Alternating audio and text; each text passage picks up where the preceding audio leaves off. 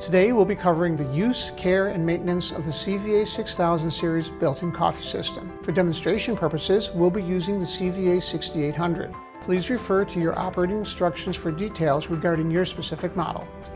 The appliance requires periodic manual cleaning to optimize performance and appearance. Be aware that each component has specific requirements. If in doubt, always wash by hand. Refer to the list from your operating instructions. Right now, we'll be covering the general cleaning of the containers and machine interior. To begin, we'll remove the milk flask. Simply pull to release. I'm now going to open the door and remove the containers. We'll start with the ground coffee container, the waste container, the water container, and the bean container. I'll also remove the brew unit by pressing the tab, moving the handle forward until it locks, releasing the tab here, and pulling out the brew unit. And I'll now remove the drip tray. It's important to ensure that all of the interior surfaces are clean and also that you remove any debris. I'll wipe down the interior surfaces and ensure that any debris is removed.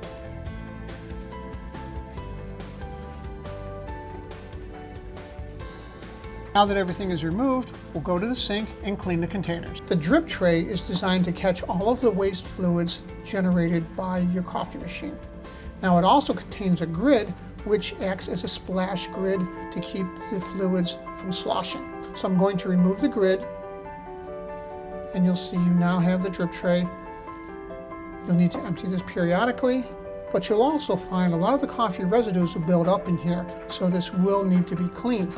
Now this particular piece is dishwasher safe, but you may find that you'll also want to clean it by hand just to ensure a thorough cleaning and removal of all residues. So if you choose to put it in the dishwasher, you can do so. If you choose to clean it by hand, just use a little dishwasher liquid and some warm water, and you can clean the drip tray thoroughly. And doing so on a fairly frequent basis will prevent any excessive buildup. And again, make sure that you remove all residual soap. Now the grid also needs to be cleaned, so you can place this in the dishwasher if you wish. After washing, I'll go ahead and dry them off with my dish towel. Place the grid aside and do the same for the drip tray. One important point that you need to remember in working with the drip tray is the contacts here. These contacts communicate with the machine to indicate when the drip tray is full. And it's very important to keep them both clean and dry.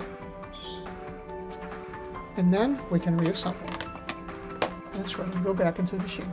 The water container is also dishwasher safe, and you'll want to make sure that you clean this frequently to ensure that you don't have any buildup of bacteria. So I'm going to empty this. It should be filled with fresh water daily, and you should only use cold, clear tap water. Don't use mineralized water or mineralized water or reverse osmosis, just cold, clear tap water. Now today I'm going to just go ahead and rinse this out, but I will be placing this in the dishwasher so it'll get a thorough cleaning. And here we have the ground coffee container. Just using warm water, you can rinse the container and dry it with the dish towel. And now it's ready to reinstall. This is the waste container.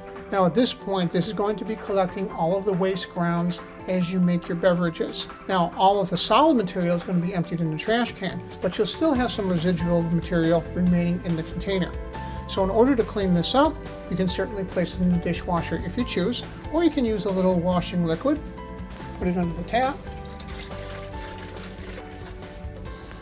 and you can use a dishcloth or your hand and just go ahead and scrub that container to remove all of the residual material. And be sure to rinse completely to remove all residual soap.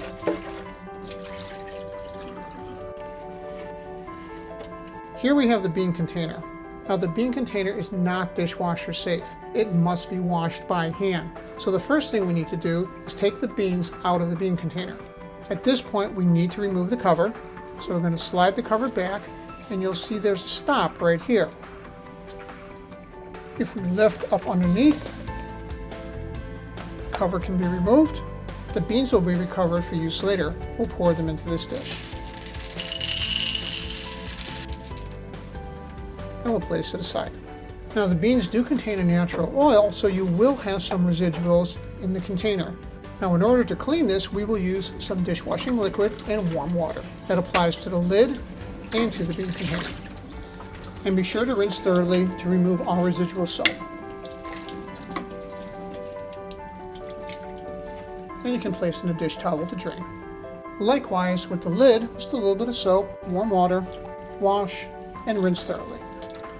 Once they've allowed to sit for a moment, using a dish towel, hand dry, and particularly on the bean container, make very sure that you dry thoroughly. Once the container is dry, you can reassemble. As you pull forward, you'll see that you'll lock the lid into place. Now we can refill the beans. And the bean container is clean and ready to go. Here we have the milk flask container. Now I'm going to go ahead and separate the lid from the glass container. Now the glass container can be cleaned either in the dishwasher or by hand using a little liquid dish soap. I'm going to go ahead and clean it by hand. In some warm water. Going to agitate it a little bit and drain. Of course, make sure you remove all residual soap.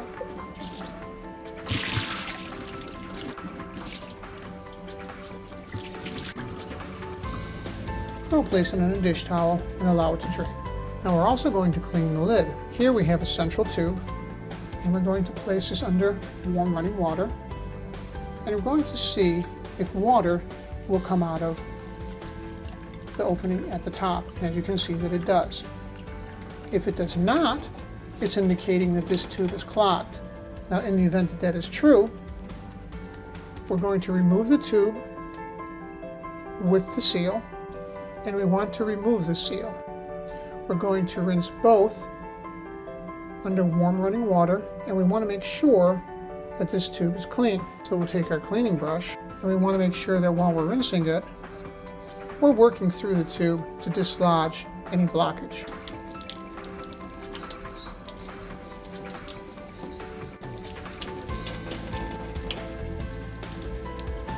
Of course, we are very concerned about any bacterial buildup, so we're going to use a little dishwashing liquid just to make sure that this is properly cleaned. Now on the cap, we're also going to use our brush to clean that port. Now we had water running out of there, so it shouldn't be blocked, but we want to make sure. So we're going to use our brush just to clean that port and make sure there are no obstructions. And we can rinse here. Use a little dishwashing liquid, make sure that this is properly cleansed. And again, ensure that we don't have any residual soap remaining. You can see that we're getting a nice clean flow. And then we can place in a dish towel to dry. Now these two projections that you see here actually sense the level of the milk. They do not come out, so they're fine as is. After cleaning, when reassembling the milk flask, we'll start with the grommet. This is inserted separately into the top cap.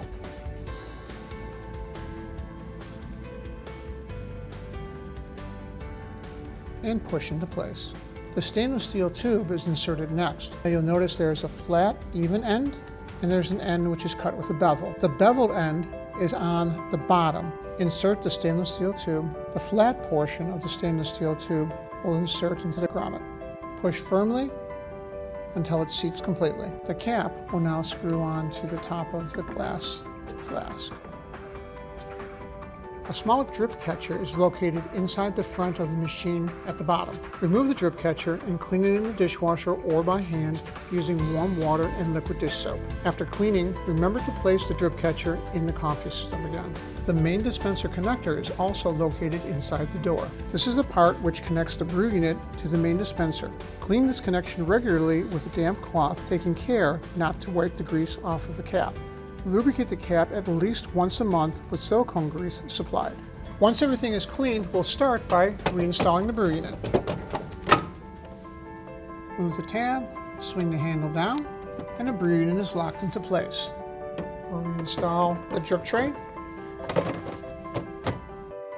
the bean container, the water tank, the waste container, and the ground coffee container. Now the coffee system is being reassembled, we are ready to make coffee. Everything covered in this video can also be found in your operating instructions.